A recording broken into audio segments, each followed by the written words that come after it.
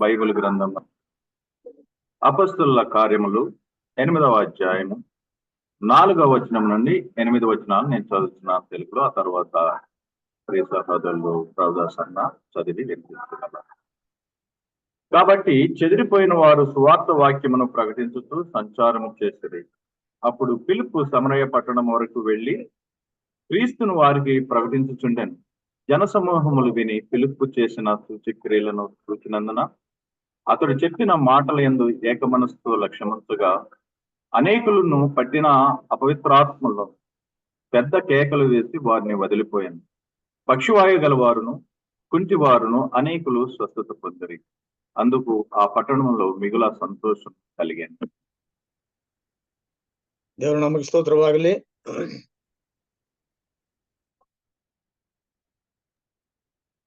ಈ ದಿನದ ಧ್ಯಾನಕ್ಕೋಸ್ಕರವಾಗಿ ನಾವು ಅಪೊಸ್ತಲರ ಕೃತ್ಯಗಳು 8ನೇ ಅಧ್ಯಾಯ 4ರಿಂದ 8 ವಚನಗಳನ್ನ ನಾವು ಓದಿಕೊಂಡು ತದನಂತರವಾಗಿ ಧ್ಯಾನ ಮಾಡೋಣ. ನಾನು ವಾಕ್ಯವನ್ನು ಓದ್ತೇನೆ. ಚದರಿ ಹೋದವರು ಅಲ್ಲೆಲ್ಲಿ ಹೋಗಿ ಸುವಾರ್ಥ ವಾಕ್ಯವನ್ನು ಸಾರುತ್ತಿದ್ದರು. ಫಿಲಿಪ್ಪನು ಸಮರ್ಯವೆಂಬ ಪಟ್ಟಣಕ್ಕೆ ಹೋಗಿ ಕ್ರಿಸ್ತನನ್ನು ಅಲ್ಲಿಯವರಿಗೆ ಪ್ರಕಟಿಸಿದನು.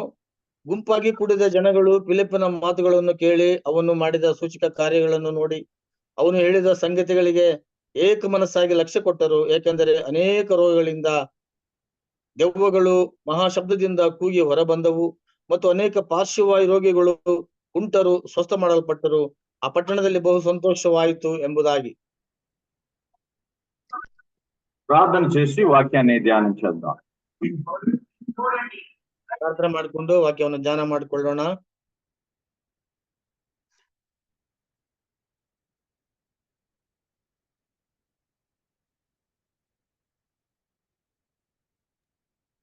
ప్రార్థన చేద్దాం. పరిశుద్ధుడు వగు తండ్రి, ప్రేమ కలిగిన దేవ, ಪರಿಶುದ್ಧನಾದಂತ ನಮ್ಮ ತಂದೆಯೇ, ಪ್ರೀತಿಯುಳ್ಳ ಕರ್ತನೆ, ನಿನ್ನ ನಾಮಕ್ಕೆ ಸ್ತೋತ್ರ ಸಲ್ಲಿಸ್ತೇವೆ. మీ ఘనమైన నామమును బట్టి వందనాలు చెల్లించున్నాం.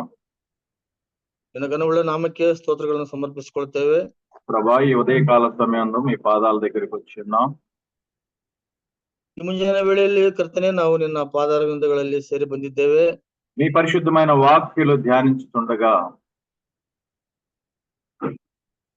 ಪರಿಶುದ್ಧ ಲೇಖನಗಳನ್ನು ಸ್ವಾಮಿ ನಾವು ಧ್ಯಾನ ಮಾಡುತ್ತಿರುವಾಗ మీ ఆత్మ సహాయమును దయచేయమని వేడుకుంటున్నాం. ಆತ್ಮದೇವರ ಸಹಾಯವನ್ನು ಒದಗಿಸಿಕೊಡಬೇಕೆಂಬುದಾಗಿ ನಾವು ಬೇಡಿಕೊಳ್ತೇವೆ. అల్పులము బలహీనమైనటువంటి మమ్మల్ని బలపరచమని, ಅಲ್ಪರು ಮತ್ತು ಬಲಹೀನರಾಗಿರುವಂತಹ ನಮ್ಮನ್ನ ಬಲಪಡಿಸಬೇಕೆಂಬುದಾಗಿ ನಾವು ಕೋರಿಕೊಳ್ಳುತ್ತಾ, మీ వాక్యమును శ్రేష్టముగా అర్థం చేసుకుని జ్ఞానమును దయచేయమని, ನಿನ್ನ ವಾಕ್ಯವನ್ನು ಶ್ರೇಷ್ಠವಾದಂತಹ ರೀತಿಯಲ್ಲಿ ನಾವು ಅರ್ಥ ಮಾಡಿಕೊಳ್ಳಕ್ಕೆ ಬೇಕಾದಂತ ಜ್ಞಾನವನ್ನು ಒದಗಿಸಿಕೊಡ್ಬೇಕೆಂಬುದಾಗಿ ಕೇಳಿಕೊಳ್ಳುತ್ತಾ, మా ప్రభును మా రక్షకుడును మా విమోచకుడును యేసు క్రీస్తు వారి దివ్యమైన నామమున స్తుతించి ప్రార్థించి వేడుకొంచున్నాము తండ్రి. ఆమేన్. ನಮ್ಮ ರಕ್ಷಕನು ವಿಮೋಚಕನಾಗಿರುವಂತಹ ಕ್ರಿಸ್ತ ಯೇಸುವಿನ ನಾಮದಲ್ಲಿ ಪ್ರಾರ್ಥಿಸಿ ಬೇಡಿ ಹೊಂದಿಕೊಳ್ಳುತ್ತೇವೆ ತಂದೆಯೇ. ಆಮೇನ್. ప్రియమైన వారులారా, మనము వాక్యాన్ని గమనించిన ఎడల చెదరిపోయిన వారు సువార్త వాక్యమును ప్రకటించినటువంటి వచనాలు మనం చూస్తున్నాం. ನಾವು ಓದಿಕೊಂಡಂತಹ ವಾಕ್ಯದ ಪ್ರಕಾರವಾಗಿ ನಾವು ನೋಡುವುದಾದ್ರೆ ಚದರಿ ಹೋದಂತವರು ಸುವಾರ್ಥ ವಾಕ್ಯವನ್ನು ಸಾರುತ್ತಿದ್ದರು ಎಂಬುದಾಗಿ ನಾವು ನೋಡ್ತೇವೆ. అవును, సువార్తలో ఏమున్నది? ಅದರಿಂದ ಸುವಾರ್ತೆಯಲ್ಲಿ ಏನು ಅಡಕವಾಗಿದೆ ಎಂಬುದಾಗಿ ನಾವು ನೋಡುವಾಗ, సువార్తలో ప్రభు ఉన్నాడు. ಸುವಾರ್ತೆಯಲ್ಲಿ ಕರ್ತನು ಇದ್ದಾನೆ. యేసును గూర్చిన వార్త పరలోక రాజ్య వార్త, సువార్త. ಕರ್ತನಾದ ಕ್ರಿಸ್ತ ಯೇಸುವಿನ ಕುರಿತಾಗಿರುವಂತ ವಾರ್ತೆಯು ಅದು ಪರಲೋಕದ ವಾರ್ತೆಯಾಗಿದೆ. కావున ఆ దినమందు పరలోక సంబంధమైన వార్తను తెలియజేయటయే సువార్తగా అనేకులు ఆది కాలంలో సువార్తను ప్రకటించిన వారుగా ఉన్నారు. ಅಂದಿನ ಕಾಲದಲ್ಲಿ ಪರಲೋಕದ ವಾಕ್ಯವನ್ನು ಸಾರುವುದೇ ಅದು ಸುವಾರ್ತೆ ವಾಕ್ಯಾಗಿದೆ ಎಂಬುದಾಗಿ ಅವರು ಅದನ್ನ ಎಲ್ಲರಿಗೂ ಸಾರುತ್ತಾ ಇದ್ದರು ಎಂಬುದಾಗಿ ನಾವು ನೋಡ್ತೇವೆ. యేసుక్రీస్తు వార్త సర్వమానవాళికి నిత్య జీవమై ఉన్నది కాబట్టి దాని గురించి అంత శ్రద్ధతో ఆసక్తితో వారు సువార్తను ప్రకటించారు. ಯಾಕಂದ್ರೆ ಯೇಸು ಕ್ರಿಸ್ತನ ಸುವಾರ್ತೆಯು ಮತ್ತು ನಿತ್ಯ ಜೀವವನ್ನು ಒದಗಿಸಿಕೊಡುವಂತದ್ದಾಗಿದೆ. ಆದ್ದರಿಂದ ಅಂದು ಎಲ್ಲರಿಗೂ ಸುವಾರ್ಥ ವಾಕ್ಯವನ್ನು ಅವರು ಸಾರಿದರು. అవును, ప్రతి ఒక్కరికి క్రీస్తు ద్వారా జీవము కలుగుననే సంగతిని వారు తెలియజేశారు. ಮಾತ್ರವಲ್ಲ ಪ್ರಿಯರೇ, ಪ್ರತಿಯೊಬ್ಬರಿಗೂ ಕ್ರಿಸ್ತ ಯೇಸುವಿನ ಮೂಲಕವಾಗಿ ಜೀವವು ಒದಗಿಸಲ್ಪಡುತ್ತದೆ ಎಂಬುದಾಗಿ ಅವರು ದೇವರ ಸುವಾರ್ತೆಯನ್ನು ಸಾರಿದರು. అవును, క్రీస్తు యేసునందు విశ్వాసం ఉంచిన వారికి నిత్య జీవము కలుగునని బహుబలముగా ఆ దినమున సువార్త వ్యాపింపచేశారు.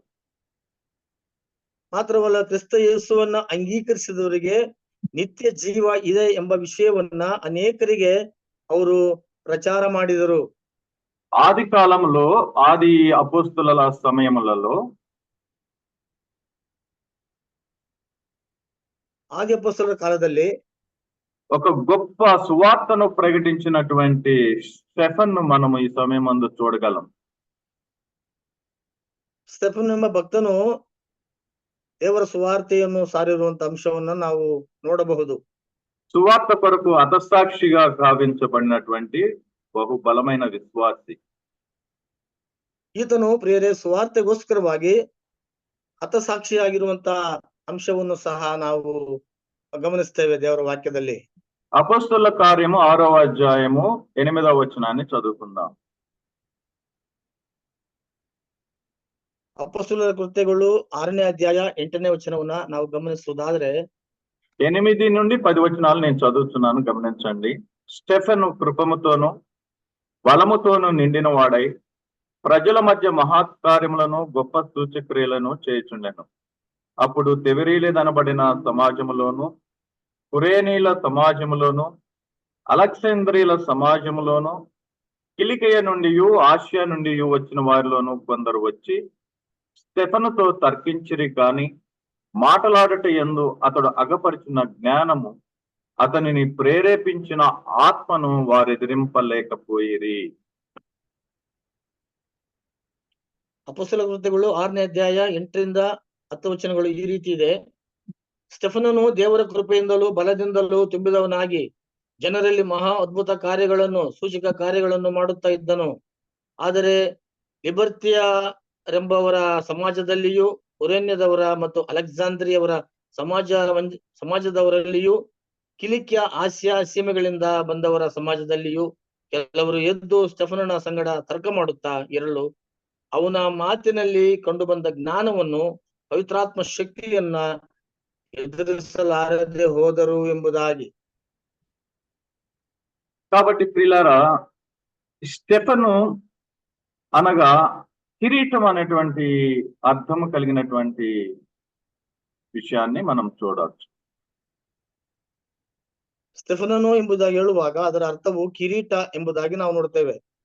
స్టెఫను 2వ అధ్యాయంలో రక్షణ పొంది 6వ అధ్యాయంలో పరిచర్య చేసి 7వ అధ్యాయంలో హతసాక్షి కాబడినటువంటి వ్యక్తి. ಸ್ಟೆಫನನು 2ನೇ ಅಧ್ಯಾಯದಿಂದ ಪ್ರಾರಂಭಗೊಂಡು 6ನೇ ಅಧ್ಯಾಯದಲ್ಲಿ ಮತ್ತು 7ನೇ ಅಧ್ಯಾಯದಲ್ಲಿ 55ನೇ ವಚನದಲ್ಲಿ ಆತನು 55ರಿಂದ ಮುಂದುವರೆದ ವಚನಗಳಲ್ಲಿ ಆತನು ಹತಸಾಕ್ಷಿಯಾಗಿ ಹೋಗಿರುವಂತ ಅಂಶವನ್ನು ನಾವು ಅಲ್ಲಿ ಓದ್ಕೊಳ್ತೇವೆ.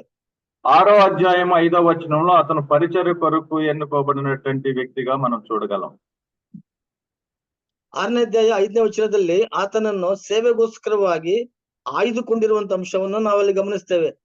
చూడండి, 6వ అధ్యాయం 5వ వచనాన్ని నేను చదువుతున్నాను. ఈ మాట జన సమూహం అంతటికి ఇష్టమైనందున వారు విశ్వాసముతోనూ పరిశుద్ధాత్మతోనూ నిండిపోయిన వాడైన స్టెఫను, ఫిలిప్పు, ప్రోకోరు, నికానోరు, తిమోను, పర్మెనాను, యూదుల మత ప్రవిష్టుడైన అంతికవాడైన అగు నికోలాసును అను వారిని ఏర్పరచుకొని వారిని అపొస్తలుల ఎదుట నిలువబెట్టిరి. వీరు ప్రార్థన చేసి వారి మీద చేతులుంచిరి. ಅಪೊಸ್ತಲರ ಕೃತ್ಯಗಳು 6ನೇ ಅಧ್ಯಾಯ 5ನೇ ವಚನವು ಈ ರೀತಿಯಾಗಿ ಹೇಳ್ತಾ ಇದೆ. ಈ ಮಾತು ಸರ್ವಮಂಡಳಿಗೆ ಒಳ್ಳೆಯದೆಂದು ತೋಚಿತು. ಅವರು ಪವಿತ್ರಾತ್ಮ ಭರಿತನು, ನಂಬಿಕೆಯಿಂದ ತುಂಬಿದವನು ಆದ ಸ್ಟೆಫನನನು, ಫಿಲಿಪ್ಪ, ಪ್ರಕೋರ, ನಿಕನೋರ, ತಿಮೋನ, ಪರ್ಮೇನ, ಯಹೂದ್ಯ ಮತಾವಲಂಬಿಯಾದ ಅಂತಿಯೋಕ್ಯದ ನಿಕಾಲಾಯ ಎಂಬುವರನ್ನು ಆರಿಸಿಕೊಂಡು ಅಪೊಸ್ತಲರ ಮುಂದೆ ನಿಲ್ಲಿಸಿದನು. ಅಪೊಸ್ತಲರು ಪ್ರಾರ್ಥನೆ ಮಾಡಿ ಅವರ ಮೇಲೆ ಕೈಗಳನ್ನಿಟ್ಟು ನೇಮಿಸಿದರು ಎಂಬುದಾಗಿ. ప్రియులారా, ప్రార్థనా పరిచర్య కొరకు 7 నియమించినటువంటి వ్యక్తుల్లో స్టెఫన్ మొదటి వ్యక్తిగా మనం చూడగలం. ಪ್ರಾರ್ಥನೆಯ ಸೇವೆಗೋಸ್ಕರವಾಗಿ ಆಯ್ದುಕೊಂಡವರಲ್ಲಿ 7 ಜನರಲ್ಲಿ ಸ್ಟೆಫನನು ಸಹ ಒಬ್ಬನಾಗಿದ್ದಾನೆ. పేతురు పౌలు కాలంలో ఉన్నటువంటి గొప్ప దైవజనుడు స్టెఫెన్. ಅಪೊಸ್ತಲರಾದ ಪೇತ್ರ ಮತ್ತು ಪೌಲನ ಕಾಲದಲ್ಲಿ ಜೀವಿಸಿದವನು ಸ್ಟೆಫನನಾಗಿದ್ದಾನೆ. పరిచర్యలో ఎన్నుకోబడిన 7గురిలో ప్రథముడుగా ఉన్నవాడు. ಮಾತ್ರವಲ್ಲ ಪ್ರಿಯರೇ, ಸೇವೆಯ ವಿಷಯದಲ್ಲಿ ಆಯಲ್ಪಟ್ಟಂತವರಲ್ಲಿ ಸ್ಟೆಫನನು ಮೊದಲನೆಯ ಸ್ಥಾನದಲ್ಲಿದ್ದಾನೆ. ఆది అపొస్తలుల్లో మొట్టమొదటి హతసాక్షి. ಮಾತ್ರವಲ್ಲ ಪ್ರಿಯರೇ, ಆದಿ ಅಪೊಸ್ತಲರಲ್ಲಿ ಮೊಟ್ಟ ಮೊದಲನೇದಾಗಿ ಹತಸಾಕ್ಷಿಯಾದಂತವನು ಸ್ಟೆಫನನಾಗಿದ್ದಾನೆ. అవును ప్రియులారా, ఇతడి జీవితం చాలా తక్కువ జీవితం, చాలా తీయనైనటువంటి ఎక్కువైనటువంటి అనుభవాన్ని కలిగినటువంటి వ్యక్తి. ಈತನ ಒಂದು ಜೀವಿಸಿದಂತ ಕಾಲವು ನೋಡುವಾಗ ಅದು ಅಲ್ಪವಾದಂತ ಜೀವಿತವೂ ಆಗಿತ್ತು. Short life but sweet life. ಆದರೆ ಆತನ ಜೀವಿತವು ಅದು ಅಲ್ಪಾವಧಿ ಆದರೂ ಸಹ ಅದು ಆತ್ಮಪೂರ್ಣತೆಯಿಂದ ತುಂಬಿರುವಂತಹ ಒಂದು ಜೀವಿತವಾಗಿತ್ತು. అవును, నిజమే. అపొస్తలుల కార్యం 6వ అధ్యాయం 3వ వచనం చూసినట్లయితే స్టెఫెను ఆత్మతోనూ జ్ఞానముతోనూ నిండుకొనిన వాడుగా చూస్తున్నాం. ಅಪೊಸ್ತಲ ಕೃತ್ಯಗಳು 6ನೇ ಅಧ್ಯಾಯ 3ನೇ ವಚನ ನಾವು ಗಮನಿಸುವುದಾದರೆ ಆತನು He was full of spirit, wisdom, grace and faith. ಅವನು ಆತ್ಮತೋನು ಜ್ಞಾನముతోను ಶ್ವಾಸముతోను నిండుకొనిన వాడై ఉన్నాడు. ಅದನ್ನು ಸಂಭಾವಿತರು, ಪವಿತ್ರಾತ್ಮ ಭರಿತರು, ಜ್ಞಾನ ಸಂಪನ್ನನು ಸಹ ಆಗಿದ್ದನು ಎಂಬುದಾಗಿ ನಾವು ಈ ವಾಕ್ಯದಲ್ಲಿ ಗಮನಿಸ್ತೇವೆ. కావున ఆ సమయమందు అతను చాలా గొప్ప సూచక్రియలు చేస్తున్నటువంటి వ్యక్తిగా చూడగలం.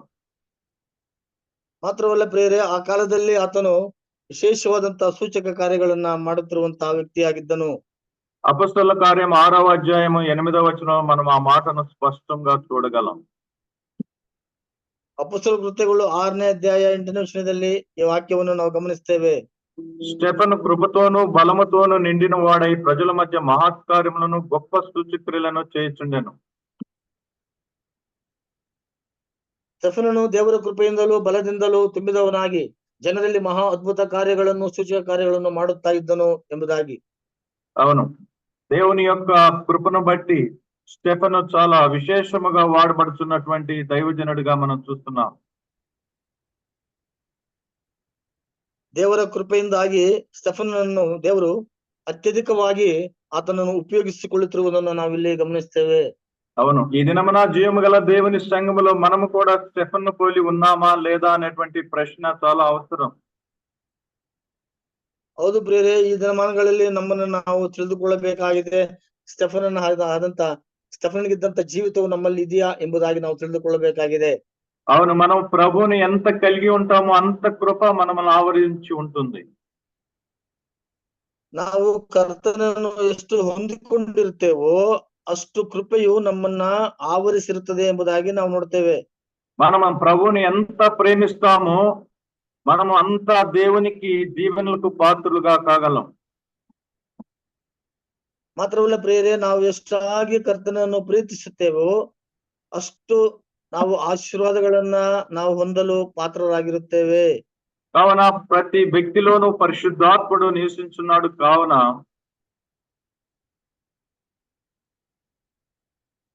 ಅದರಿಂದ ಪ್ರಿಯರೇ, ಪ್ರತಿಯೊಬ್ಬರಲ್ಲಿಯೂ ಪವಿತ್ರಾತ್ಮನು ಇರುತ್ತಾನೆ. ಆದ್ದರಿಂದ మనము పరిశుద్ధాత్మను కలిగిన వారమై ఆత్మతో మనము దేవుని దగ్గరకు చేరవలసిన వారమై ఉన్నాము. ಅದರಿಂದ ಪ್ರಿಯರೇ, ನಾವು ಆತ್ಮ ಪೂರ್ಣತೆಯಿಂದ ಪವಿತ್ರಾತ್ಮನನ್ನು ಹೊಂದಿದವರಾಗಿ ದೇವರ ಬಳಿಗೆ ಬರತಕ್ಕವರಾಗಿದ್ದೇವೆ. కొరింథీయులకు రాసిన మొదటి పత్రిక 12వ అధ్యాయము 7వ వచనాన్ని చదువుదాం. ಮೊದಲನೇ ಕೊರಿಂಥಿ ಪತ್ರಿಕೆ 12ನೇ ಅಧ್ಯಾಯ 7ನೇ ವಚನವನ್ನು ನಾವು ಗಮನಿಸುವುದಾದರೆ 7 నుండి 11 వచనాలు నేను చదువుతున్నాను, గమనించగలరు. అయినను అందరి ప్రయోజనము కొరకు ప్రతివానికి ఆత్మ ప్రత్యక్షత అనుగ్రహింపబడుచున్నది. ఏలయనగా ఒకనికి ఆత్మ మూలముగా బుద్ధివాక్యమును, మరి ఒకనికి ఆత్మను అనుసరించిన జ్ఞానవాక్యమును, మరి ఒకనికి ఆత్మ వలనే విశ్వాసమును, మరి ఒకనికి ఆ ఒక్క ఆత్మ వలనే స్వస్థత పరుచు వరములను, మరి ఒకనికి అద్భుత కార్యములు చేయు శక్తియు, మరి ఒకనికి ప్రవచన వరమును, మరొకనికి ఆత్మల వివేచనయు, మరొకనికి నానా విధముల భాషలను, మరొకనికి భాషల అర్థము చెప్పు శక్తియు అనుగ్రహింపబడి ఉన్నవి. అయినను వీటన్నిటినీ ఆ ఆత్మ ఒక్కడే తన చిత్తము చొప్పున ప్రతివానికి ప్రత్యేకము పంచి ఇచ్చుచు ಕಾರ್ಯಸಿದ್ಧಿ ಕలుగు చేయుచున్నాడు. ನಾವು 7ನೇ ವಚನದಿಂದ ಓದಿಕೊಳ್ಳುವುದಾದ್ರೆ, ದೇವರು ಒಬ್ಬನೇ, ಆದರೆ ಪ್ರತಿಯೊಬ್ಬನಲ್ಲಿ ತೋರಿ ಬರುವ ದೇವರ ಆತ್ಮನ ವರಗಳು ಸರ್ವರ ಪ್ರಯೋಜನಾರ್ಥಕವಾಗಿ ಕೊಡಲ್ಪಟ್ಟಿವೆ. ಒಬ್ಬನಿಗೆ ದೇವರ ಆತ್ಮನ ಮೂಲಕ ಜ್ಞಾನವಾಕ್ಯವು, ಒಬ್ಬನಿಗೆ ಆ ಆತ್ಮನಿಗೆ ಅನುಗುಣವಾಗಿ ವಿದ್ಯಾವಾಕ್ಯವು, ಒಬ್ಬನಿಗೆ ಆತ್ಮನಿಂದಲೇ ನಂಬಿಕೆಯು, ಒಬ್ಬನಿಗೆ ಒಬ್ಬ ಆತ್ಮನಿಂದಲೇ ನಾನಾ ರೋಗಗಳನ್ನು ವಾಸಿ ಮಾಡುವ ವರವು, ಒಬ್ಬನಿಗೆ ಮಹತ್ತುಗಳನ್ನು ಮಾಡುವ ವರವು, ಒಬ್ಬನಿಗೆ ಪ್ರವಾದನೆಯ ವರವು, ಒಬ್ಬನಿಗೆ ಸತ್ಯಾಸತ್ಯತೆಗಳನ್ನ ವಿವೇಚಿಸುವ ವರವು, ಒಬ್ಬನಿಗೆ ವಿವಿಧ ವಾಣಿಗಳನ್ನು ಆಡುವ ವರವು, ಒಬ್ಬನಿಗೆ ವಾಣಿಗಳ ಅರ್ಥವನ್ನು ಹೇಳುವ ವರವು ಕೊಡಲ್ಪಡುತ್ತದೆ. ಈ ವರಗಳನ್ನೆಲ್ಲ ಆ ಒಬ್ಬ ಆತ್ಮನೇ ತನ್ನ ಚಿತ್ತಕ್ಕೆ ಬಂದ ಹಾಗೆ ಒಬ್ಬೊಬ್ಬನಿಗೆ ಹಂಚಿಕೊಟ್ಟು ನಡೆಸುತ್ತಾನೆ ಎಂಬುದು. చూడండి ప్రియులారా, పరిశుద్ధాత్ముడు ఎలాంటి కార్యములు చేస్తున్నాడో చాలా స్పష్టంగా ఇక్కడ 7వ వచనం మొదలు 11వ వచనం వరకు చాలా విశేషమైనటువంటి కార్యాలను మనం చూడగలం. ಹೌದು ಪ್ರಿಯರೇ, ನಾವು ಓದಿಕೊಂಡಂತ ಅಪೊಸ್ತಲ ಕೃತ್ಯ 1ನೇ ಕೊರಿಂಥ ಪತ್ರಿಕೆ 12ನೇ ಅಧ್ಯಾಯ 7ರಿಂದ 11ನೇ ವಚನಗಳ ತನಕ ನಾವು ಓದಿಕೊಂಡ ಹಾಗೆ, ದೇವರ ಆತ್ಮನು ಈ ರೀತಿಯಾಗಿ ಆತ್ಮನು ತನ್ನ ಕಾರ್ಯಗಳನ್ನ ನಡೆಸುವಂತವನಾಗಿದ್ದಾನೆ. అవును, పరిశుద్ధాత్మ దేవుడు ఒక శిల్పి లాంటి వాడు. ಹೌದು ಪ್ರಿಯರೇ, ಪರಿಶುದ್ಧಾತ್ಮ ದೇವರು ಒಬ್ಬ ಶಿಲ್ಪಕಾರನಾಗಿದ್ದಾನೆ. ఆయన చేతిలో మనం ఒక శిల లాంటి వారం. ಅದರಿಂದ ಆತನ ಕೈಯಲ್ಲಿ ನಾವು ಒಂದು ಶಿಲೆಯಾಗಿದ್ದೇವೆ. శిల్పి ఎంత సౌందర్యంగా శిలను మార్చగలడో ఆ రీతిగా మన ప్రభు అయినటువంటి దేవుడు మనందరిని ఆ రీతిగా మార్చగలడు. ಶಿಲ್ಪಿಯಾದವನು ಒಂದು ಶಿಲೆಯನ್ನ ಕೆತ್ತಿ ಅದಕ್ಕೆ ಯಾವ ರೂಪ ಬರಬೇಕೋ ಅದನ್ನ ಗಮನದಲ್ಲಿಟ್ಟುಕೊಂಡು ಆ ರೂಪಕ್ಕೆ ತರುವನು. ಅದೇ ರೀತಿಯಾಗಿ ನಮ್ಮ ತಂದೆಯಾದ ದೇವರು ನಮ್ಮ ಒಬ್ಬೊಬ್ಬರನ್ನ ಆ ರೂಪಕ್ಕೆ ತರುವಂತವನಾಗಿದ್ದಾನೆ. ఈ మంటి లోకంలో, మానవ లోకంలో జన్మించిన ఒక మానవునికి దేవుని యొక్క ఆత్మ ద్వారా అనేకమైన విశేషమైన కార్యములను దేవుడు జరిగిస్తున్నాడు. ಆದ್ರಿಂದ ಬೇರೆ ಮಣ್ಣಿನಲ್ಲಿ ಹುಟ್ಟಿರುವಂತಹ ಈ ಮನುಷ್ಯನಿಗೆ ದೇವರ ಆತ್ಮನ ನಾನಾ ವಿಧವಾದಂತ ವರಗಳ ಮೂಲಕವಾಗಿ ವಿಶೇಷ ಸ್ಥಾನಗಳನ್ನ ಕಲ್ಪಿಸುವನಾಗಿದ್ದಾನೆ. మానవ కార్యములను కాక దేవుని కార్యముల్లోకి ఈ మానవుని ట్రాన్స్ఫర్మేషన్ చేస్తున్నటువంటి ఆత్మ చాలా గొప్పది. ಮಾನವನ ಕ್ರಿಯೆಗಳಿಂದ ದೇವರ ಕ್ರಿಯೆಗಳ ಕಡೆಗೆ ನಡೆಸುವಂತದ್ದು ದೇವರ ಆತ್ಮನ ಒಂದು ಕಾರ್ಯವಾಗಿದೆ. మానవుని క్రియల ద్వారా విశ్వాసం ఉంచలేము, మానవుని క్రియల ద్వారా స్వస్థత పరచలేము, మానవుని క్రియల ద్వారా అద్భుత కార్యములు చేయలేము, మానవుని క్రియల ద్వారా భాషల అర్థము చెప్పలేము, మానవుని క్రియల ద్వారా దేవుని యొక్క ప్రత్యేకమైనటువంటి కార్యసిద్ధిని మనం కలుగజేయలేము. ಅದರಿಂದ ಪ್ರಿಯರೇ, ಮನುಷ್ಯನ ಕ್ರಿಯೆಗಳ ಮೂಲಕವಾಗಿ ನಾವು ಸ್ವಸ್ಥತೆಯನ್ನು ಮಾಡುವುದಕ್ಕಾಗುವುದಿಲ್ಲ ಮತ್ತು ಯಾವುದೇ ರೀತಿಯ ವಿಶೇಷವಾದಂತಹ ಕಾರ್ಯಗಳನ್ನು ನಾವು ಮಾಡಲಾರೆವು. ಆದರೆ ದೇವರ ಆತ್ಮನು ತಾನೇ ಈ ಕಾರ್ಯವನ್ನು ಮಾಡುವನಾಗಿದ್ದಾನೆ. అవును, ఒక్క దేవుని యొక్క ఆత్మ మూలకముగానే మనం ఈ కార్యములన్నీ జరుగుతున్నవని 8వ వచనంలో మనం చూడగలం. ಅದರಿಂದ ಪ್ರಿಯರೇ, ನಾವು ಓದಿಕೊಂಡ ಹಾಗೆ 8ನೇ ವಚನದಲ್ಲಿ ಈ ಒಬ್ಬನೇ ಆತ್ಮನ ಮೂಲಕವಾಗಿ ಇಷ್ಟೊಂದು ಕಾರ್ಯಗಳು ನಡೆಯುತ್ತವೆ ಎಂಬುದಾಗಿ ನಾವು ಓದಿಕೊಂಡಿದ್ದೇವೆ. చూడండి, దానిలోని భాగముగానే ఎఫెసీయులకు రాసిన పత్రిక 5వ అధ్యాయము 18వ వచనాన్ని గమనించగలం. ಅದೇ ರೀತಿಯಾಗಿ ಎಫೆಸದವರಿಗೆ ಬರೆದ ಪತ್ರಿಕೆ 5ನೇ ಅಧ್ಯಾಯ 18ನೇ ವಚನವನ್ನು ನಾವು ಗಮನಿಸುವುದಾದ್ರೆ 5:18, మరియు మద్యముతో మత్తులై ఉండకుడి, దానిలో దుర్వ్యాపారము కలదు, అయితే ఆత్మపూర్ణులై ఉండుడి, ఒకరినొకడు కీర్తనతోనూ సంగీతములతోనూ ఆత్మ సంబంధమైన పాటలతోనూ హెచ్చరించుచు మీ హృదయముల్లో ప్రభువును గురించి పాడుచు కీర్తించుచు మన ప్రభు అయిన యేసు క్రీస్తు పేరట సమస్తమును గురించి తండ్రి అయిన దేవునికి ఎల్లప్పుడూ కృతజ్ఞతాస్తులు చెల్లించుతూ క్రీస్తు నందలి భయముతో ఒకరినొకడు లోబడి ఉండుడి.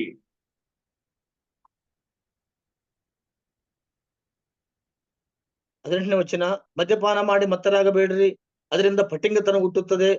ಆದರೆ ಪವಿತ್ರಾತ್ಮ ಭರಿತರಾಗಿದ್ದು ಕೀರ್ತನೆಗಳಿಂದಲೂ ಆತ್ಮ ಸಂಬಂಧವಾದ ಪದಗಳಿಂದಲೂ ಒಬ್ಬರಿಗೊಬ್ಬರು ಮಾತಾಡಿಕೊಳ್ಳುತ್ತಾ ನಿಮ್ಮ ಹೃದಯಗಳಲ್ಲಿ ಕರ್ತನಿಗೆ ಗಾನ ಮಾಡುತ್ತಾ ಕೀರ್ತನೆ ಹಾಡುತ್ತಾ ಯಾವಾಗಲೂ ಎಲ್ಲಾ ಕಾರ್ಯಗಳಿಗೋಸ್ಕರ ನಮ್ಮ ಕರ್ತನಾದ ಯೇಸು ಕ್ರಿಸ್ತನ ಹೆಸರಿನಲ್ಲಿ ತಂದೆಯಾದ ದೇವರಿಗೆ ಸ್ತೋತ್ರ ಮಾಡುತ್ತಾ ಕ್ರಿಸ್ತನಿಗೆ ಭಯಪಡುವವರಾಗಿದ್ದು ಒಬ್ಬರಿಗೊಬ್ಬರು ವಿನಯವುಳ್ಳವರಾಗಿ ನಡೆದುಕೊಳ್ಳಿರಿ ಎಂಬುದಾಗಿ. ఒక వ్యక్తి ఆత్మపూర్ణుడై ఉన్నప్పుడు ఆత్మ సంబంధమైన కార్యాల్లో మొట్టమొదటి దేవుని స్థుతించుట, రెండవది వాక్యమును ప్రకటించుట, మూడవది కీర్తనలు పాడుట, నాలుగవది క్రీస్తు యేసునందలి భయభక్తులు కలిగి ఉండుట స్పష్టంగా మనం చూడగలం. ಹೌದು ಪ್ರಿಯರೇ, ಒಬ್ಬ ವ್ಯಕ್ತಿಯು ಪವಿತ್ರಾತ್ಮ ಭರಿತನಾಗಿದ್ದರೆ, ದೇವರ ಆತ್ಮ ಭರಿತನಾಗಿದ್ದರೆ ಆತನು ಕೀರ್ತನೆಗಳಿಂದಲೂ ಆತ್ಮ ಸಂಬಂಧವಾದಂತಹ ಪದಗಳಿಂದಲೂ ಮತ್ತು ದೇವರನ್ನ ಸ್ತುತಿಸುತ್ತಾ ಗಾನ ಮಾಡುತ್ತಾ ದೇವರನ್ನು ಕೊಂಡಾಡುತ್ತಾ ಇರುತ್ತಾನೆ ಎಂಬುದಾಗಿ ನಾವು ನೋಡ್ತೇವೆ.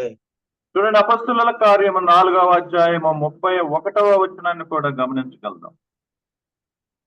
ಅದೇ ರೀತಿಯಾಗಿ ಪ್ರಿಯರೇ, ಅಪೊಸ್ತಲ ಕೃತ್ಯಗಳು 4ನೇ ಅಧ್ಯಾಯ 31ನೇ ವಚನವನ್ನು ನಾವು ಗಮನಿಸುವುದಾದರೆ, వారు ప్రార్థన చేయగానే వారు కూడి ఉన్న చోటు కంపించెను. అప్పుడు వారందరూ పరిశుద్ధాత్మతో నిండిన వారై దేవుని వాక్యమును ధైర్యముగా బోధించిరి.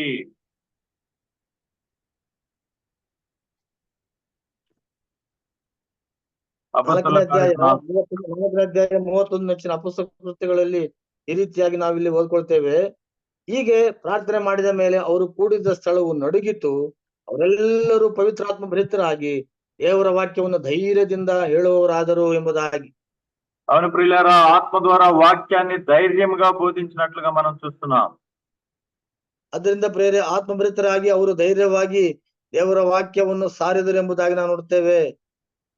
ఈ దినమున నీలో నాలో ఉన్నటువంటి ఆత్మ ద్వారా మనందరము ధైర్యముగా ప్రభు యొక్క బోధలో, ప్రభు యొక్క సువార్తలో నిలబడవలసిన వారమై ఉన్నాం. ಅದರಿಂದ ಪ್ರೇರೆ ಈ ದಿನಮಾನಗಳಲ್ಲಿ ನಾವು ಸಹ ದೇವರ ಆತ್ಮ ಪೂರ್ಣರಾಗಿ ಆತ್ಮಭರಿತರಾಗಿ ನಾವು ಧೈರ್ಯವಾಗಿ ಸುವಾರ್ತೆಯನ್ನು ಸಾರುವವರಾಗಿರಬೇಕಾಗಿದೆ. అవును, యేసు క్రీస్తు నామము ద్వారా ప్రతి వ్యక్తి రక్షించబడుతున్నాడు అనేటువంటి సువార్తలో మనము కూడా పాలిభాగస్తులము కావాల్సిన వారమై ఉన్నాం. ಅದರಿಂದ ಪ್ರೇರೆ ಪ್ರತಿಯೊಬ್ಬ ವ್ಯಕ್ತಿಯು ಸಹ ಕ್ರಿಸ್ತ ಯೇಸುವಿನ ಮೂಲಕವಾಗಿ ಅವರು ರಕ್ಷಿಸಲ್ಪಡುತ್ತಾರೆ ಎಂಬ ಅಂಶವನ್ನು ಮನಸ್ಸಲ್ಲಿಟ್ಟುಕೊಂಡು ಈ ಸುವಾರ್ತೆಯನ್ನ ಸಾರುವಂತ ವಿಷಯದಲ್ಲಿ ನಾವು ಪ್ರಮುಖವಾದಂತಹ ಪಾತ್ರವನ್ನು ವಹಿಸಿದ್ದೇವೆ ಎಂಬುದಾಗಿ ನಾವು ತಿಳಿದುಕೊಳ್ಳಬೇಕಾಗಿದೆ.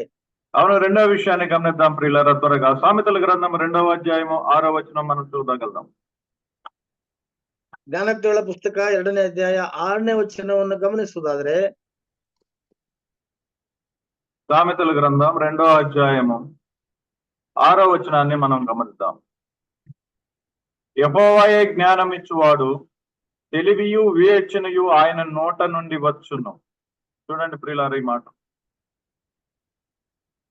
ಜ್ಞಾನೋಕ್ತಿಗಳ ಪುಸ್ತಕ 2ನೇ ಅಧ್ಯಾಯ 6ನೇ ವಚನದಲ್ಲಿ ನಾವು ಈ ರೀತಿಯಾಗಿ ಓದ್ಕೊಳ್ತೇವೆ, ಯೆಹೋವನೇ ಜ್ಞಾನವನ್ನು ಕೊಡುವಾತನು, ಆತನ ಬಾಯಿಂದಲೇ ತಿಳುವಳಿಕೆಯು ವಿವೇಕವು ಹೊರಟು ಬರುತ್ತದೆ ಎಂಬುದಾಗಿ. అవును, నీకు కృపనిచ్చువాడు దేవుడే, నీకు బలమిచ్చువాడు దేవుడే, నీకు ఐశ్వర్యమిచ్చువాడు దేవుడు, నీకు జ్ఞానమిచ్చువాడు దేవుడు అనేటువంటి సంగతిని స్పష్టంగా బైబిల్ గ్రంథంలో మనం చూస్తున్నాం. ಹೌದು ಪ್ರೇರೆ, ನಮಗೆ ಕೃಪೆಯನ್ನು ಕೊಡುವಂತವರು ದೇವರಾಗಿದ್ದಾರೆ, ಬಲವನ್ನು ಕೊಡುವಂತವರು, ಐಶ್ವರ್ಯವನ್ನು ಕೊಡುವಂತವರು ಮಾತ್ರವಲ್ಲ, ಜ್ಞಾನವನ್ನು ಸಹ ಕೊಡುವಂತವರು ನಮ್ಮ ದೇವರಾಗಿದ್ದಾರೆ ಎಂಬುದಾಗಿ ನಾವು ತಿಳಿದುಕೊಳ್ಳಬೇಕಾಗಿದೆ. అవును, జ్ఞానమును సంపాదించుకొనము, బుద్ధిని సంపాదించుకొనమని అక్కడే సామెతల గ్రంథం 4వ అధ్యాయము 5వ వచనంలో మనం చూడగలం. ನಾವು ಜ್ಞಾನವನ್ನ ಸಂಪಾದಿಸಿಕೊಳ್ಳಬೇಕೆಂಬ ಅಂಶವನ್ನ ನಾವು ಗಮನಿಸುವುದಾದ್ರೆ ಇದೇ ಜ್ಞಾನೋಕ್ತಿಗಳ ಪುಸ್ತಕ 2ನೇ ಅಧ್ಯಾಯ 5ನೇ ವಚನದಲ್ಲಿ ನಾವು ಓದ್ಕೊಳ್ತೇವೆ, ಆಗ ನೀನು ಯೆಹೋವನ ಭಯವನ್ನು ಕುರಿತು ದೈವ ಜ್ಞಾನವನ್ನು ಪಡೆದುಕೊಳ್ಳುವಿ. ఎస్, జ్ఞానమును సంపాదించుకొనము, బుద్ధి సంపాదించుకొనము. ಜ್ಞಾನವನ್ನು ಮತ್ತು ಬುದ್ಧಿಯನ್ನು ನೀನು ಸಂಪಾದಿಸಿಕೊಳ್ಳಬೇಕೆಂಬುದಾಗಿ ದೇವರ ವಾಕ್ಯ ಹೇಳ್ತಾ ಇದೆ. ఎందుకు జ్ఞానాన్ని బుద్ధి సంపాదించాలి ప్రియులారా? జ్ఞానమును సంపాదించును వాడు జీవించగలడు, క్షేమమైనటువంటి జీవితాన్ని, తన జీవితాన్ని రక్షించుకొనగలడు. ಹೌದು ಪ್ರಿಯರೇ, ಒಬ್ಬನು ಜ್ಞಾನವನ್ನು ಸಂಪಾದಿಸಿಕೊಳ್ಳುವುದಾದರೆ ಅವನು ಕ್ಷೇಮವಾಗಿ ತನ್ನ ಜೀವವನ್ನ ಆತನು ಕಾಪಾಡಿಕೊಳ್ಳುವವನಾಗಿರುತ್ತಾನೆ. సామెతల గ్రంథం 4వ అధ్యాయము 6వ వచనంలో ఆ మాటను మనం చూస్తున్నాం. ಜ್ಞಾನೋಕ್ತಿಗಳ ಪುಸ್ತಕ 4ನೇ ಅಧ್ಯಾಯ 6ನೇ ವಚನದಲ್ಲಿ ಈ ಮಾತನ್ನ ನಾವು ಗಮನಿಸ್ತೇವೆ. జ్ఞానమును విడువక ఇండిన ఎడల అది నిన్ను కాపాడును, దాన్ని ప్రేమించిన ఎడల అది నిన్ను రక్షించును. ಜ್ಞಾನವನ್ನು ಬಿಡದಿದ್ದರೆ ಅದು ನಿನ್ನನ್ನು ಕಾಪಾಡುವುದು, ಪ್ರೀತಿಸಿದರೆ ನಿನ್ನನ್ನು ಕಾಯುವುದು ಎಂಬುದಾಗಿ. అవును ప్రియులారా, దేవుని యొక్క జ్ఞానం మానవులకు చాలా అవసరమై ఉన్నది. ಅದರಿಂದ ಪ್ರಿಯರೇ, ದೇವರ ಕುರಿತಾಗಿರುವಂತ ಜ್ಞಾನವು ಮನುಷ್ಯರಿಗೆ ಬಹಳ ಪ್ರಾಮುಖ್ಯವಾಗಿರುವಂತ అంశವಾಗಿದೆ. ఈ లోక రీత్యా జ్ఞానం ఉన్నది, దేవుని యొక్క రీత్యా జ్ఞానం ఉన్నట్లుగా మనం చూడగలం. ಈ ಲೋಕದ ಮತ್ತು ದೇವರ ಜ್ಞಾನವು ಈ ರೀತಿಯಾಗಿ ಎರಡು ಜ್ಞಾನಗಳು ಇದೆ ಎಂಬುದಾಗಿ ನಾವು ನೋಡ್ತೇವೆ. ఆ రెండు జ్ఞానాలు ఎలాంటివో మనము యాకోబు రాసినటువంటి పత్రిక 3వ అధ్యాయము 13వ వచనం నుండి చూడగలం. ಈ ಎರಡು ಜ್ಞಾನಗಳು ಎಂತವು ಎಂಬುದಾಗಿ ನಾವು ಗಮನಿಸಬೇಕಾದ್ರೆ, ಯಾಕೋಬನ ಬರೆದ ಪತ್ರಿಕೆ 3ನೇ ಅಧ್ಯಾಯ 13ನೇ ವಚನದಲ್ಲಿ ಈ ಮಾತನ್ನ ಗಮನಿಸ್ತೇವೆ. మీలో జ్ఞాన వివేకములు గలవాడెవడు? వాడు జ్ఞానముతో కూడిన సాత్వికము గలవాడై తన యోగ్య ప్రవర్తన వలన తన క్రియలను కనపరచవలను. అయితే మీ హృదయములో సంయమపగలవి కాని మత్సరములను వివాదమును ఉంచుకుని వారైతే అతిశయపడవద్దు. సత్యమునకు విరోధముగా అబద్ధమాడవద్దు. ఈ జ్ఞానము పైనుండి దిగి వచ్చినది కాక భూ సంబంధమైనది, ప్రకృతి సంబంధమైనది, దయ్యముల జ్ఞానము వంటినది ఉన్నది. ఎలయనగా మత్సరమును వివాదమును ఎక్కడ ఉండును, అక్కడ అల్లరియు ప్రతి నీచ కార్యమును ఉండును. అయితే పైనుండి వచ్చు జ్ఞానము మొట్టమొదట పవిత్రమైనది, తరువాత సమాధానకరమైనది, మృదువైనది, సులభముగా లోబడినది, కనికరముతోను మంచి ఫలముతోను నిండికొనినది, పక్షపాతమైనను వేషధారణను లేనిదైనై ఉన్నది.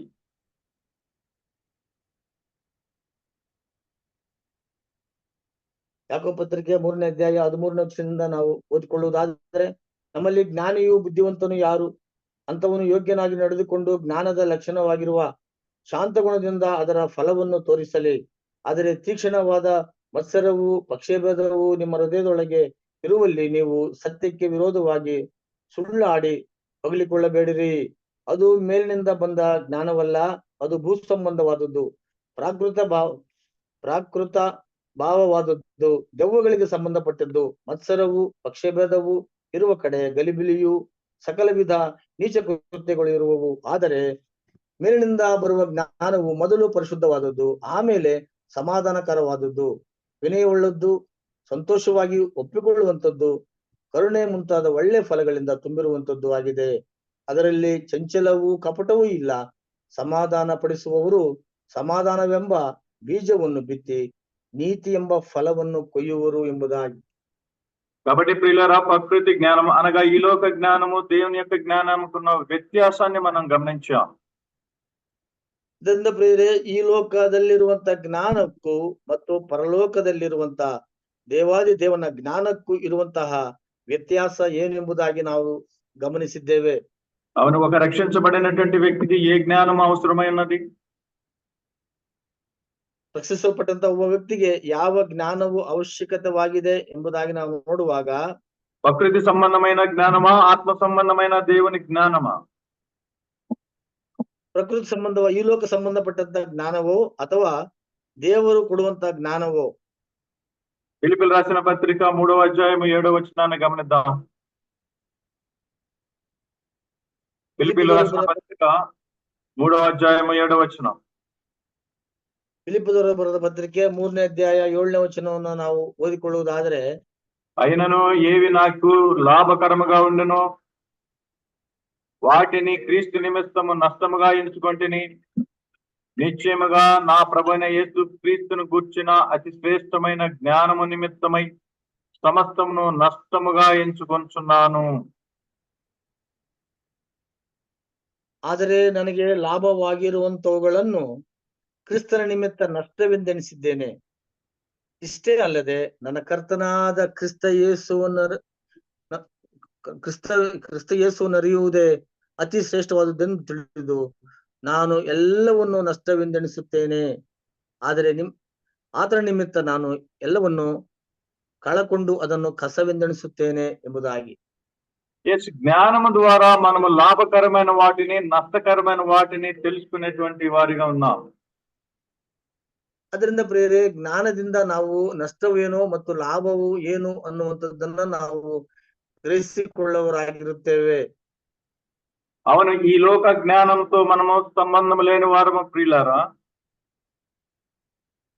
ಅದರಿಂದ ಪ್ರಿಯರೇ, ಈ ಲೋಕಕ್ಕೆ ಸಂಬಂಧಪಟ್ಟಂತ ಜ್ಞಾನಕ್ಕೆ ನಾವು ಪಟ್ಟಿದವರಲ್ಲ, అవును, మనం సంబంధపಟ್ಟವರಲ್ಲ. పవిత్రమైనటువంటి దేవుని జ్ఞానము, మృదుత్వమైన దేవుని జ్ఞానము, సమాధానకరమైన దేవుని జ్ఞానంలో మనం పాలు పంపులు పొందవలసిన వారమై ఉన్నాం.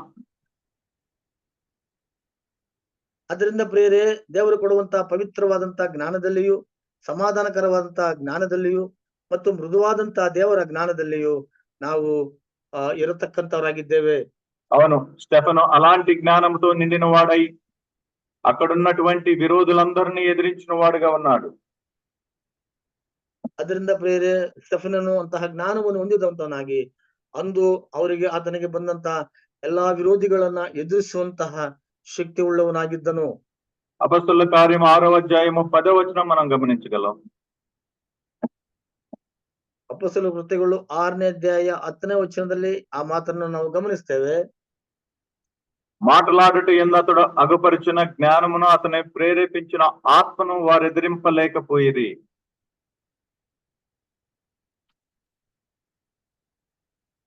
6ನೇ ಅಧ್ಯಾಯ 10ನೇ ವಚನದಲ್ಲಿ ಅಪೊಸ್ತಲ ಕೃತ್ಯಗಳನ್ನು ನಾವು ಈ ರೀತಿಯಾಗಿ ಓದ್ತೇವೆ. ಅವನ ಮಾತಿನಲ್ಲಿ ಕಂಡು ಬಂದ ಜ್ಞಾನವನ್ನ, ಪವಿತ್ರಾತ್ಮ ಶಕ್ತಿಯನ್ನ ఎదురుసలారదే హోదరు ఎంబుదాగి ನಾವು ఓదుకుంటేವೆ ಅಲ್ಲಿ. అవును ప్రియులారా, దేవుని యొక్క జ్ఞానముతో స్టెఫను చేసినటువంటి గొప్ప కార్యములను ఈ సమయం అందు మనం చూసినాం. ಹೌದು ಪ್ರಿಯರೇ, ಸ್ಟೆಫನನು ಪವಿತ್ರಾತ್ಮ ಭರಿತನಾಗಿ ಮಾಡಿರುವಂತ ಅದ್ಭುತ ಕಾರ್ಯಗಳನ್ನ ನಾವು ಇಲ್ಲಿವರೆಗೂ ಗಮನಿಸಿದ್ದೇವೆ.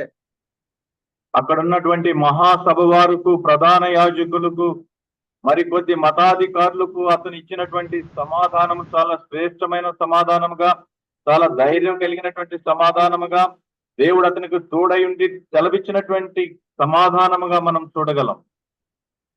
ಅಲ್ಲಿರುವಂತಹ ಮತಾವಲಂಬಿಗಳಿಗೂ ಅಲ್ಲಿದ್ದಂತಹ ಹಿರಿಯರಿಗೂ ಆತನು ದೇವರ ಆತ್ಮ ಭರಿತನಾಗಿ ಒಳ್ಳೆಯ ರೀತಿಯಲ್ಲಿ, ಒಂದು ಉತ್ತಮವಾದಂತಹ ರೀತಿಯಲ್ಲಿ ತನ್ನ ಒಂದು ಉತ್ತರಗಳನ್ನ ಅವರಿಗೆ ಕೊಟ್ಟಿರುವಂತದ್ದು ಸಹ ನಾವು ನೋಡ್ತೇವೆ. చూడండి, అపొస్తలుల కార్యం 7వ అధ్యాయము 9వ వచనంలో కూడా జ్ఞానముకు సంబంధించినటువంటి శ్రేష్టమైనటువంటి మాటను మనం ధ్యానం చేసి ముగిద్దాం. ಅದರಿಂದ ಪ್ರಿಯರೇ, ಜ್ಞಾನಕ್ಕೆ ಸಂಬಂಧಪಟ್ಟಂತ ಅಂಶ ಏನು ಎಂಬುದಾಗಿ ನಾವು ಅಪೊಸ್ತಲ ಕೃತ್ಯಗಳು 7ನೇ ಅಧ್ಯಾಯ 10ನೇ ವಚನದಲ್ಲಿರುವಂತಹ ವಿಷಯವನ್ನ ನಾವು ಗಮನಿಸಿ ನಾವು ಕಾರ್ಯಕ್ರಮವನ್ನು ಮುಕ್ತಾಯಕ್ಕೆ ತರೋಣ. ఆ గోత్రకర్తలు మత్సరపడి యేసోపును ఐగుప్తులోనికి పోవుటకు అమ్మివేసిరి గాని దేవుడు అతనికి తోడయుండి అతని శ్రమలన్నిటిలో నుండి తప్పించి దయను, జ్ఞానమును ఐగుప్తు రాజైన ఫరో ఎదుట అతనికి అనుగ్రహించినందున ఫరో ఐగుప్తును తన ఇంటి అంతటికి అతని అధిపతిగా నియమించెను. 7ನೇ ಅಧ್ಯಾಯ 9ನೇ ವಚನದಿಂದ ನಾವು ಈ ರೀತಿಯಾಗಿ ಓದ್ಕೊಳ್ತೇವೆ.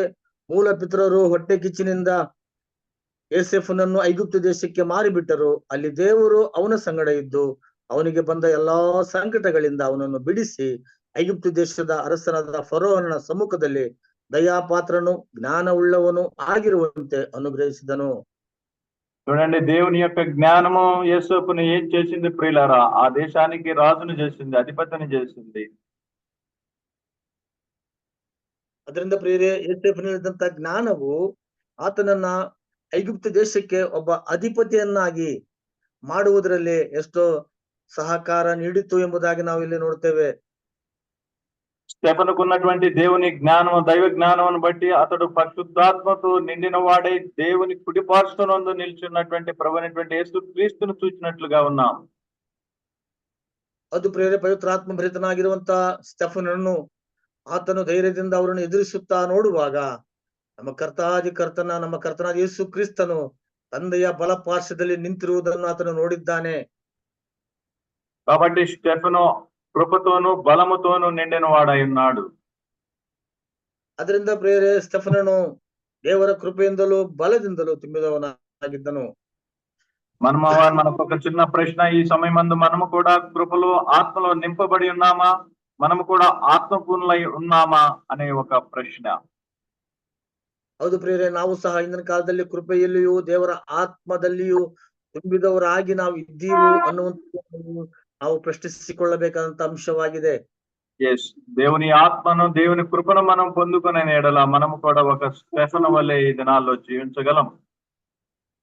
ಅದು ಪ್ರೇರೆ ನಾವು ಸಹ ದೇವರ ಕೃಪೆಯನ್ನು ದೇವರ ಆತ್ಮವನ್ನು ಹೊಂದಿಕೊಂಡು ನಾವಿದ್ದರೆ ಸ್ಟೆಫನನ ಹಾಗೆ ಜೀವಿತವನ್ನ ನಾವು ಜೀವಿಸ ಬದ್ಧರಾಗಿರುತ್ತೇವೆ. దేవుని రాజ్యము గురించి, దేవుని యొక్క సువార్తను గురించి మనము కూడా ధైర్యముగా స్టెఫను వలె ప్రకటించి పరలోక రాజ్య నిత్య సంబంధమైన ప్రతి ఆశీర్వాదం పొందుకొనగలం. ದೇವರ ರಾಜ್ಯ ಮತ್ತು ದೇವರ ಸುವಾರ್ತೆಯನ್ನು ಕುರಿತಾಗಿರುವಂತ ಸುವಾರ್ತೆಯನ್ನು ಸಾರುವುದರಲ್ಲಿ ಪ್ರೇರೆ ನಾವು ಸ್ಟೆಫನನ ಹಾಗೆ ಧೈರ್ಯದಿಂದ ನಾವು ಮುಂದೆ సాగురాగిರ್ತೇವೆ. అవును, మనం మనకు పరీక్ష చేసుకుని స్టెఫను వలె సాగిపోవటకు పరిశుద్ధాత్మ దేవుడు సహాయం చేయను గాక. ఆమేన్. ಈ ನಿಟ್ಟಿನಲ್ಲಿ ಪ್ರೇರೆ ದೇವರ ಆತ್ಮನು ನಮಗೆ ಸ್ಟೆಫನನ ಹಾಗೆ ನಾವು ದೇವರ ಆತ್ಮ ಭರಿತರಾಗಿ ಆತ್ಮ ಪೂರ್ಣರಾಗಿ ಮುಂದೆ ಸಾಗುವ ಹಾಗೆ ದೇವರ ಆತ್ಮ ನಮಗೆ సహాయం ಮಾಡಲಿ. ఆమేన్. ప్రార్థన. పరిశుద్ధుడు తండ్రి, ప్రేమ కలిగిన దేవ, నీ అపారమైన ప్రేమకై వందనాలు, స్తోత్రం ప్రభువా. ఇది ఇందాస్ ద్వారా ప్రకటిస్తున్న వాక్య సత్యాన్ని బట్టి వందనాలు. స్టెఫను ప్రభా కిరీటంగా ఉన్నాడు. ప్రభుని ఎంతో కలిగి ఉండి కృపను ప్రభా బలమును పొంది ప్రభా దినాల్లో మీ సువార్త పరిచయలో చాలా బలముగా అతసాక్షి కాబడినటువంటి వ్యక్తి. మేము కూడా అదే కోవలో ప్రయాణించి స్టెఫను వలె మంచి ఫలాలు పొందుకునే బిడ్డలుగా చేసి మహిమ పొందమని విన్న వాక్యాన్ని దీవించి ఆశీర్వదించమని యేసు నామమున వేడుకొని ప్రార్థిస్తున్నాం తండ్రి. ఆమేన్. వందనాలు.